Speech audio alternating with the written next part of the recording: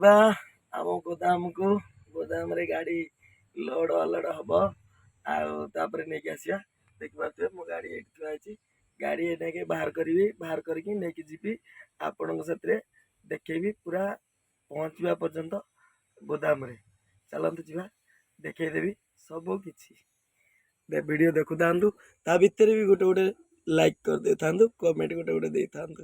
ଜୟ ଜଗନ୍ନାଥ। ଆଉ ରାସ୍ତା ଏତେ ଜୋରେ ଖରାପ ହେଇଯାଇଛି ଯେ କହିବା କଥା ନାହିଁ।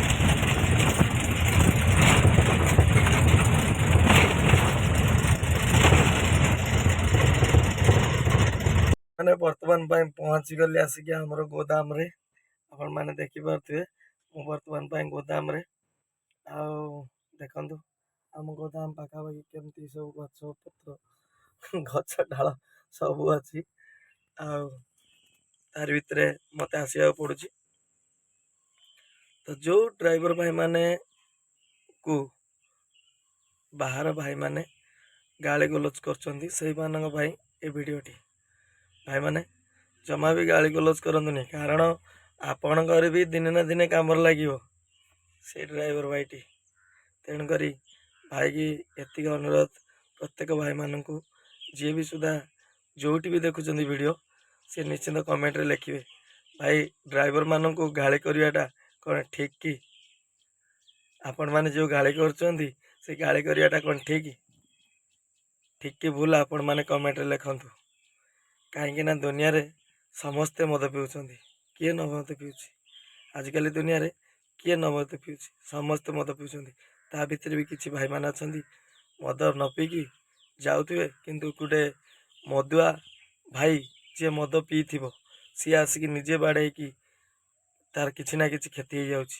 କ୍ଷତି ହେଇଗଲା ପରେ ତାପରେ ତାକୁ ବହୁତ କିଛି ଗାଳି ଗୁଲଜ, ବହୁତ କିଛି ମାଡ଼ ସବୁ କିଛି ସହିବାକୁ ପଡ଼ୁଛି ବିନା ଦୋଷରେ। ସେ ତ ଗାଡ଼ି ନେଇକି ଯାଉଛି। ଯେଉଁ ଭାଇଟି ମଦ ପିଇଛି ସେ ତ କିଛି ଜାଣିପାରୁନି, ତାର ପାୱାର ହେଇଯାଇଛି, ସେ କରିବ କ'ଣ? ତ ସେ ଆସିକି ଗାଡ଼ି ଦେହରେ ମାଡ଼ ହେଲା ପରେ ସବୁଯାକ ଦୋଷ ଡ୍ରାଇଭରର। ତେଣୁକରି ମୁଁ ଏମିତି କହିବି ପ୍ରତ୍ୟେକ ଭାଇମାନଙ୍କୁ, ଯେଉଁ ଭାଇମାନେ ଡ୍ରିଙ୍କସ୍ କରୁଛନ୍ତି, ଆଉ ହଁ ଯେଉଁ ଭାଇମାନେ ବାଇକ୍ ସ୍ପିଡ଼ ବାଇକ୍ରେ ରେସିଂ କରୁଛନ୍ତି ସେ ଭାଇମାନଙ୍କୁ ବି କହୁଛି, ଭାଇମାନେ ଗାଡ଼ି ଚଲାଇଲା ବେଳେ ଆପଣ ବାଇକ୍ ଚଲାଉଛନ୍ତି, ବାଇକ୍ ଚଲାଇଲା ବେଳେ ବଡ଼ ଗାଡ଼ି ଯେତେବେଳେ ଆସୁଛି ଆପଣମାନେ ଟିକେ ସାଇଡ଼୍ରେ ଛିଡ଼ା ହେଇଯାଆନ୍ତୁ। କାରଣ ଆପଣ ଯଦି ଟିକେ ବି ଭୁଲ ହେଇଯିବ, ଟିକେ ବି ସ୍ଲାଇଡ୍ ଟିକେ ବି ଯଦି ବଡ଼ ଗାଡ଼ି ଦେହରେ ଲାଗିଯିବ ତାହେଲେ ଆପଣଙ୍କ ଜୀବନ ଯାଇପାରେ। କିନ୍ତୁ ଗୋଟେ ଡ୍ରାଇଭରର ହେଇ କ'ଣ ହେବ? ଆପଣମାନେ ତାକୁ ବାଡ଼େଇବେ ବା ମାରିଦେବେ, ବାଡ଼େଇ ମାରିଦେବେ, କିଛି ଲାଭ ହେବନି। ତେଣୁକରି ମୁଁ ସବୁ ଭାଇମାନଙ୍କୁ କହିବି ସତର୍କ ହେଇକି ରୁହନ୍ତୁ, ସତର୍କ ହେଇକି ଯାଆନ୍ତୁ।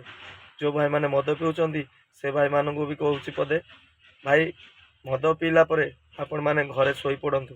ରାସ୍ତାରେ ଆସିକି ରୋଡ଼ରେ ଯେଉଁ ଭାବୁଛନ୍ତି ରୋଡ଼ଟା ଆମର, ସେମିତି ଭାବନ୍ତୁ ନାହିଁ।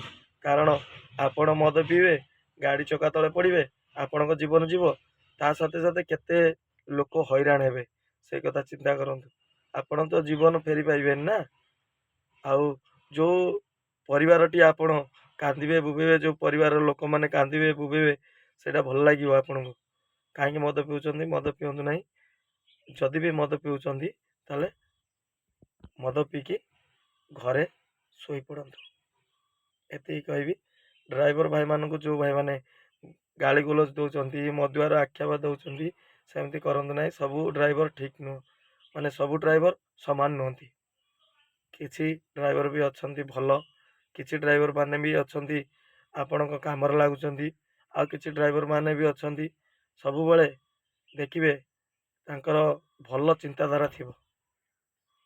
ସେଇ ଭାଇମାନଙ୍କ ପାଇଁ ଟିକେ ବି ସୁଦ୍ଧା ମାନେ ଭଲରେ ଇଏ କରନ୍ତୁ, ଆପଣମାନଙ୍କର ଖୁସି ହେବ। ଆଉ ରାସ୍ତାରେ ବି ଆପଣମାନେ ଖୁସିରେ ଯାଇପାରିବେ। ସେ ତାଙ୍କ କାମରେ ଆସୁଛନ୍ତି ଭାଇ, ଆପଣଙ୍କ କାମରେ ଆସୁନାହାନ୍ତି। ଆପଣ ତାକୁ କାହିଁ ବାଡ଼ିଆ ପିଟା କରୁଛନ୍ତି? ସେଇଟା ବଡ଼ ଭୁଲ। କେବେ ହେଲେ ବାଡ଼ିଆ ପିଟା କରିବେନି। ଜୟ ଜଗନ୍ନାଥ। ରଖୁଛି, ନମସ୍କାର। ଦେଖିପାରୁଥିବେ ବର୍ତ୍ତମାନ ପାଇଁ ମୁଁ ଆମ ଗୋଦାମରେ ଅଛି। ଆଉ ମୋ ଗାଡ଼ି ତ ଠିଆ ହେଇଛି, ଅସଲିଲାଣ୍ଡ ଗାଡ଼ି। ଆଉ ଗାଡ଼ି ଭିତରେ ହିଁ ମୁଁ ଅଛି।